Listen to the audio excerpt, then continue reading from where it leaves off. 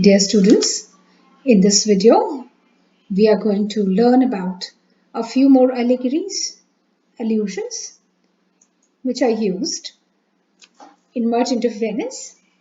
Students of class 9th and 10th must hear this to understand the stories that run behind the words which are referred to in Merchant of Venice, especially the students of class 10th.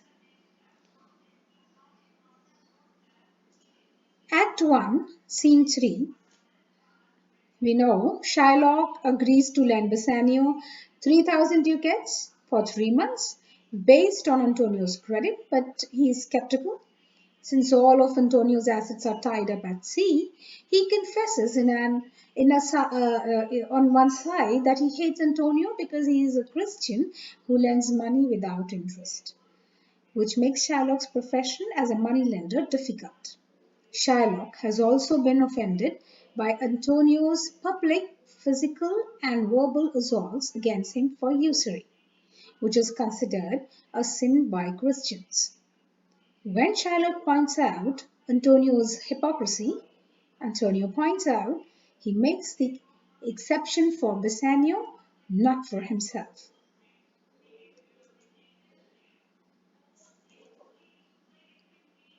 Act 1, Scene 3, lines 73 onwards, there is this allusion which is referred to by Antonio and Shylock. There's a conversation which is going on between Shylock and Antonio regarding interest. The matter has been discussed and Shylock gives some references from the classical story, the biblical allusion. There's a biblical allusion here where Jacob, who's the son of Isaac, happens to make use of Laban, the sheep that he had, and how he cheated his uncle Laban when he was asked to graze. So this is a story which is running parallel. Let's just read the lines here first.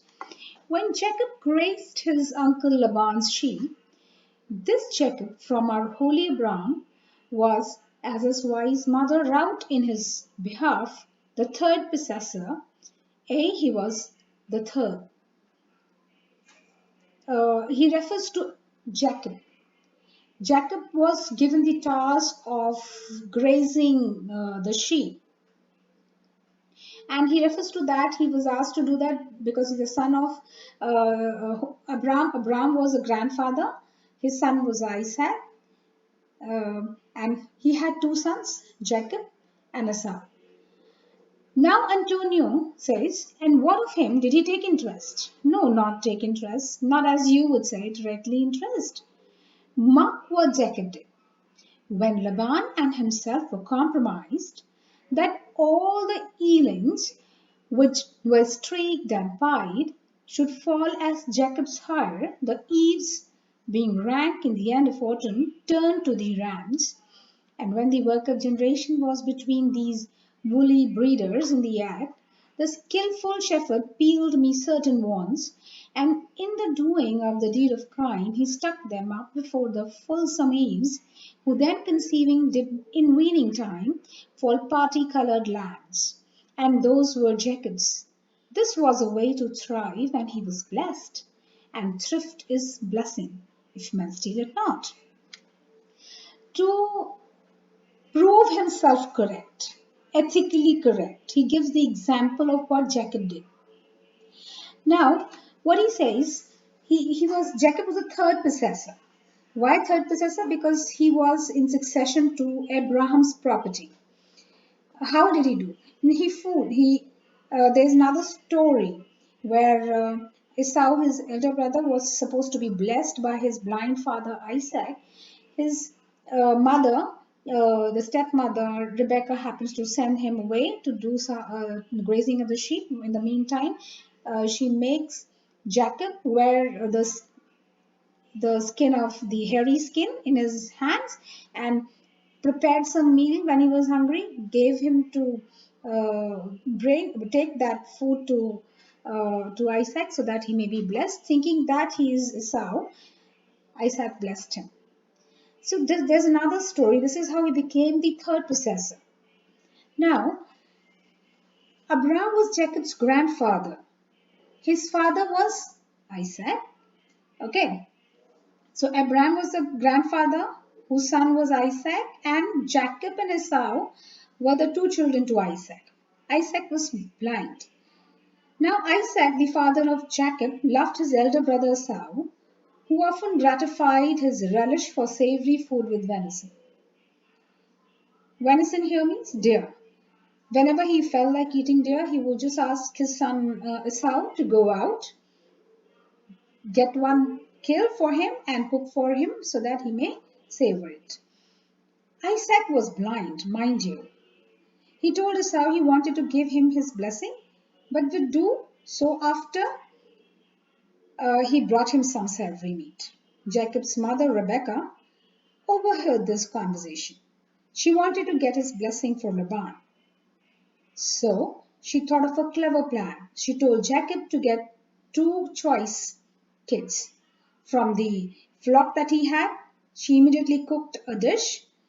As Esau was a hairy man and Jacob a smooth man, she told Jacob to wrap the skin of the kids, that is the lambs, around his wrist and go to the blind father with the savory meat prepared by her. In this way, Jacob, through the crafty assistance of his mother, got the blessing of his father.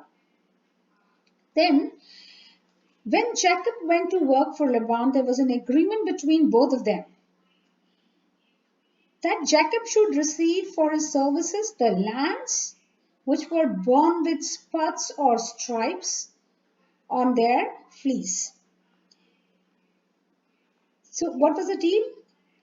He is going to tend his flock. He is going to take care of his lambs, his uncle Laban. All right, Jacob promised his uncle Laban that he would be taking care of his flock. But in return, all the lambs which are born with spots or stripes, some kind of marks on their skin, will be given to him. What did he do? He wisely, during the breeding season, when the small yearlings were born, Jacob set up a wooden rods on the ground before the flock so that the shadow might cast on them, sometimes of the spots, sometimes of the rods, on the newborn yearlings. This method was highly effective, as the majority of the lambs were spotted or striped. So all these became the property of Jacob. This is called, he's trying to prove himself. His business of taking interest is fine. Although Antonio feels that it's just a matter of chance, but he continuously tries to prove that his business of money lending is perfect. It gels. So he is justifying. Now, here we can understand the mentality of what he believed in. What did Shylock believe in? Now, here we can also see in these lines, no, not take interest. He did not take interest, not as you would say directly interest. It was not a direct interest. When Jacob tended his sheep, his flock, Uncle Laban's flock, he did not take any interest. Mark what Jacob did. All the yearlings which were streaked and pied should fall as Jacob's hire. So now what is going to come to Jacob's property? Jacob's property will become all those yearlings, all the small kids, small lambs which are newly born are pied and spotted and streaked.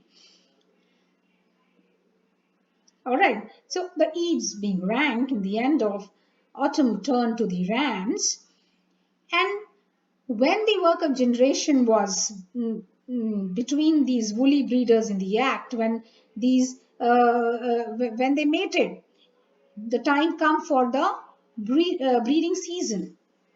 What did he do? He skillfully, shepherd peeled me certain ones, and in the doing of the deed of kind, he stuck them up before the fulsome meads. All right, so all the Eves which were about to deliver the children, he would just peel those wands,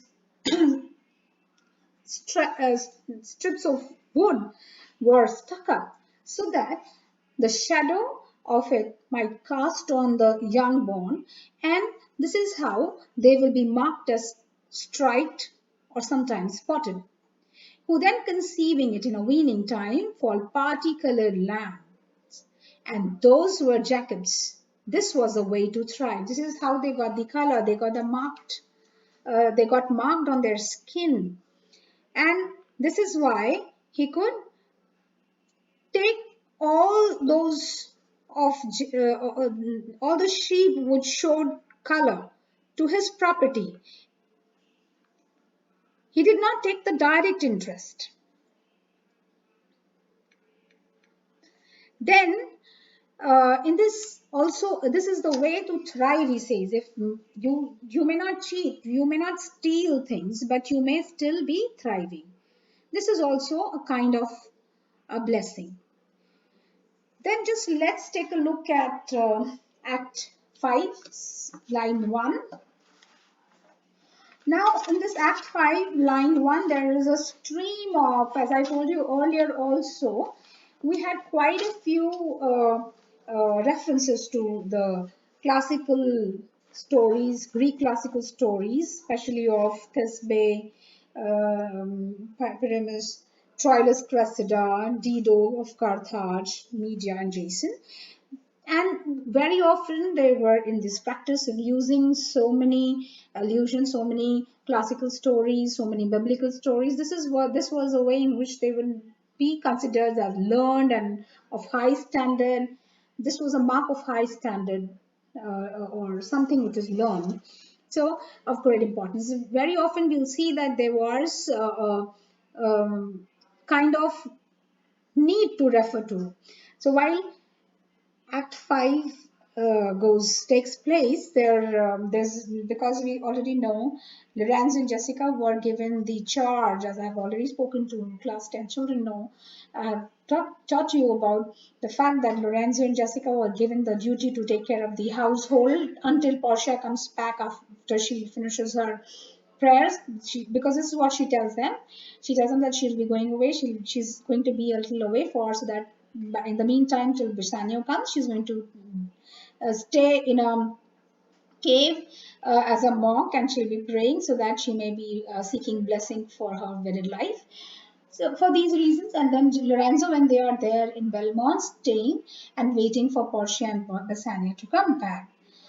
Lorenzo in the garden, the lawn of the house, the palace, speaks. This is Merchant of Venice, Act 5, Scene 1, Line 1. The moon shines bright in such a night as this, when the sweet wind did gently kiss the trees, and they did make no noise in such a night. Troilus methinks mounted the Trojan walls, and sighed his soul toward the Grecian tents, where Cressida lay that night. Now here there's a reference to Troilus, who mounted the particular night that they were in. That was a dark night, and they were spending time there, taking care of the house, and they were waiting for the Portia and Bassanio to come back. So at this point of time, when they were waiting for them to come back, he starts referring to it. So it's a romantic talk between Lorenzo and Jessica, wherein he talks about this is a similar kind of a night where the sweet wind did gently kiss the trees, and they did make no noise. Lorenzo says the moon is shining very brightly. The sweet, gentle breeze is breathing softly through the trees, and the trees received its sweet caressing silently. It is calm and quiet, and this is as similar to the kind of night when Trojan prince, that is Trojan prince, stood up, Troilus, mounted the wall, climbed up the wall, and looked for his beloved, who was residing in the Grecian tents, where Cressida lay that night. Now see, Lorenzo says that it was a moonlit night like that long ages ago. Troilus might have climbed on the wall of Troy, sent forth sighs of love towards the tents of Greeks visible in the moonlight. Where his beloved Cressida was sleeping that night, the night of her departure. Cressida, who is Cressida now? Who is Troy? Will understand this. Cressida was a Greek maiden and the daughter of Calchas, and he was a priest in the Grecian army besieging Troy. There was a constant war between Greece and Troy very often, and Troilus was one of the sons of King Priam, the king of Troy. During the Trojan War, Cressida had been captured by the Trojans. She was captured by the Trojans, that is the army of this Troilus. She and Troilus then fell in love with each other, and she vowed her eternal fidelity, her honesty and commitment to Troilus. Soon after, Cressida was exchanged for three Trojan princes. She was exchanged later on when a few princes were captured by the Greek army. They were exchanged for Cressida, and Diomede was a Greek hero who rescued Cressida from the Trojans. Cressida swore to remain constant, honest, and to Troilus all her life until Troilus comes and rescues her. However, she soon gave her affection to Diomede. For a long time, every night, Troilus stood on the wall of Troy and he looked towards a Greek camp where Cressida lay and keeps sending his sighs of love towards the Grecian tents where she lay. Then comes, in such a night did Thisbe fearfully overstrip the dew and saw the lion's shadow ere himself and ran dismayed away. This was the similar kind of night when Thisbe fearfully overstripped the dew. Now there's another story of Pyramus and Thisbe. You may just notice here in the city of Babylon, they were neighbors, but their parents were enemies. Pyramus' family and Thisbe's family, they were enemies to each other, although there was only a single wall that divided the two. Now, although the reference here is, what the reference is? The reference is in such a night. This is also the night when Thisbe fearfully overtripped the dew and saw the lion's shadow ere before himself and ran dismayed away. This was the kind of situation just comparing to what happened to Thisbe when she killed herself. Now, Jessica says that it was a moonlight night like this when Thisbe, with a heart throbbing with fear, came daintily stepping over the dewy grass. The bright moonlight showed her the shadow of a lion. Before she saw the lion himself and warned in time, fled away in terror. Let's understand the story. Well, Thisbe was a beautiful maiden of Babylonia. Pyramus also belonged to the same place. They both were lovers and they lived in adjoining houses, but their parents would not let them marry. So they managed to converse with each other through a hole in the garden wall. One moonlight night, they arranged to meet secretly at Nenestorm in a forest outside the city. Thisbe arrived there under the mulberry tree and she heard a lion roaring, and she ran away in terror, dropping her mantle, her scarf, on the ground in a hurry. The lion seized the mantle and tore it, staining it with the blood of an ox which it had just killed. Now, Pyramus, when he arrived there, what did he see? That there is Thisbe's calf, which is, he thinks that Thisbe had been devoured, eaten by the lion, and Keeping that thing in his mind, he killed himself, he stabbed himself. Thisbe, when she recovered, when she came back from her fright, she had hidden somewhere. She'd gone herself, to hide herself, and she saw the dead body of Pyramus. She also slew herself, and both of them became, from thereafter, the symbols of faithful lovers. Then next line says, Lorenzo in such a night to Dido with a willow in her hand upon the wild sea banks, and waft her love to come again to Carthage. Then there is a comparison between this is a kind of night when Lorenzo says that it's a kind of night when Queen Dido, who stood on the wild seashore, carrying in her hand a willow wand, the emblem of forsaken love, that wand which she used to carry in her hand, waving to her lover Aeneas in his ship, vainly appealing to him to return to her. Dido was a queen of Carthage. Let's understand who Dido is. She was a queen of Carthage and the foundress of the city of Carthage. After the Trojan War, the ship of Aeneas, that is the Trojan prince, was driven to the coast of Carthage.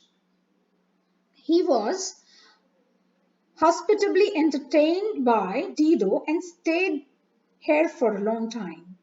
And she fell in love with him, but he was bidden by God to leave Carthage. Aeneas was asked to leave Carthage and go back to Italy. Aeneas cruelly deserted her and set sail secretly by night, and Dido was so heartbroken. She built a funeral pyre and set fire to it and died in the flames. And she very often, for a long time, she kept on waving the willow in her hand, which became the symbol of the forsaken love. But here it's her true love which has been focused by Shakespeare when Lorenzo is referring to her wafting her love to come back to Carthage, and she longs for Aeneas to come back. In such a night, Medea gathered the enchanted herbs that did renew old Aeson. There's another thing, Jessica says that the same moonlight night as this, Medea went forth to gather the magic herbs with which to work her spells upon, by means of which she gave the agent. I've just referred to Jason's story earlier. I had also, in my previous video, I talked about Aeson. Aeson was Jason's father. Jason was the one, when he compares himself to the suitors of the world, renowned suitors of the world. And his father was in the dungeon, as I told you in my previous video. The Elizabethan believed that certain herbs had that magical properties if gathered by moonlight. Now this Medea, she used to gather because Aeson had some sickness, by means of which Medea was also a woman who had the power of sorcery with her, and because Aeson was not good in health, she actually reaped certain herbs, because of which Aeson was gifted the renewed youth. The Elizabethans believed that certain herbs had magical properties. If gathered by moonlight night, because the moon was supposed to exert a peculiar influence on plants in certain of her phases. Medea was a daughter of King Colchis. Because that's where the Golden Fleece was. Medea was a daughter of the king of Colchis, and she was a sorceress and she was famous for her skill in magic. She fell in love with Jason, as he had done earlier, and he could retrieve Golden Fleece from the tree where it hung, guarded by the dragon, as we connected earlier also. Medea married Jason and helped him to obtain the Golden Fleece. We know that. So this is a story, love story between Medea and Aeson, which has been recalled.